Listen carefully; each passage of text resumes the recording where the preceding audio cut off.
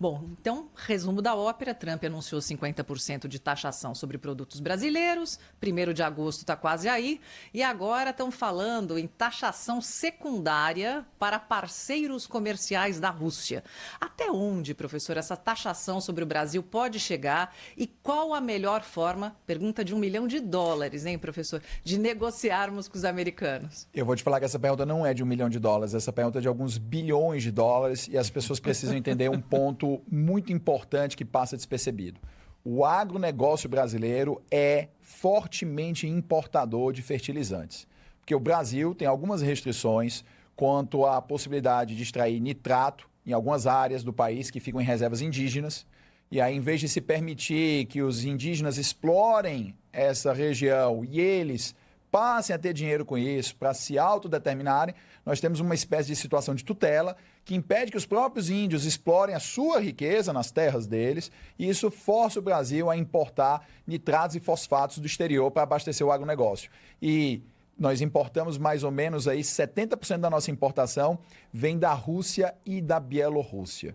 Isso significa que se nós passarmos até as tais sanções secundárias em relação à Rússia, o Brasil vai ser ainda mais prejudicado no agronegócio. Isso vai derrubar, talvez não muito, mas derrubará a produtividade agrícola do Brasil, que vai prejudicar as nossas exportações. E aí nós vamos estar dentro de uma situação, seguiremos por ideologia, impedindo a exploração das terras indígenas, sem prejudicar os indígenas. Veja, eu estou falando de eles ficarem com o dinheiro, de eles poderem fazer a exploração, de eles se beneficiarem. Não estou falando, como algumas pessoas falam, a terra é muito grande. Não adianta discutir isso. O fato prático é que a reserva indígena é grande mesmo para um número pequeno de pessoas, e você tem que permitir que eles explorem e eles recebam dinheiro, dando a eles dignidade. Então, essa questão das sanções secundárias, das tarifas secundárias, se atingir o Brasil, não vai ser só os 150%, 50% do Brasil, mais 100% que o Trump prometeu das secundárias. Vai atingir o coração do agronegócio, porque nós vamos ter um problema com os nossos fertilizantes. E não há disponibilidade adicional de fertilizantes no planeta Terra para resolver a questão. Inclusive,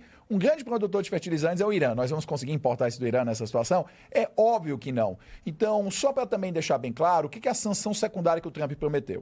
O Trump, ele havia combinado que nós teríamos uma situação, havia prometido na campanha que teríamos situação de que ele encerraria a guerra da Ucrânia em 24 horas. Obviamente, promessa de político. Ele deve ter assistido o horário eleitoral gratuito no Brasil, entendeu como se promete mentira, fez a promessa dele, as pessoas acreditaram, acho que os americanos ainda não entenderam o que é ter um político latino-americano na sua presidência, estão aprendendo, e agora ele disse o seguinte, ele cansou, porque afinal de contas ele tem sido feito de saco de pancada na mídia americana por uma promessa descumprida, e disse o seguinte, se a Rússia não sentar para fazer um acordo de paz com a Ucrânia em 50 dias, ele vai impor sanções à Rússia, tarifas elevadíssimas, e para impedir que a Rússia faça o que sempre fez nessas sanções, que é transplantar a venda para um país intermediário, qualquer país que negociar com a Rússia vai ter sanções adicionais de tarifas de 100%.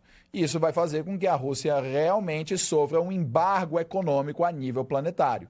Então, no caso do Brasil, nós temos que ajoelhar e pedir, não apenas mais pela razão humanitária, mas também pela razão econômica, que o Putin resolva sentar e fazer a paz com Zelensky, porque, do contrário, nós corremos o risco de termos inviabilizado, pelo custo, a importação dos fertilizantes, ou nós vamos ter uma situação ainda pior. Você, brasileiro, que já vive com o salário apertado, vai ter o preço da comida muito mais alto porque alguém tem que pagar a conta. E não se iluda quando alguém diz que quem paga é a empresa, porque a empresa repassa para você. Então, quem paga no final é você.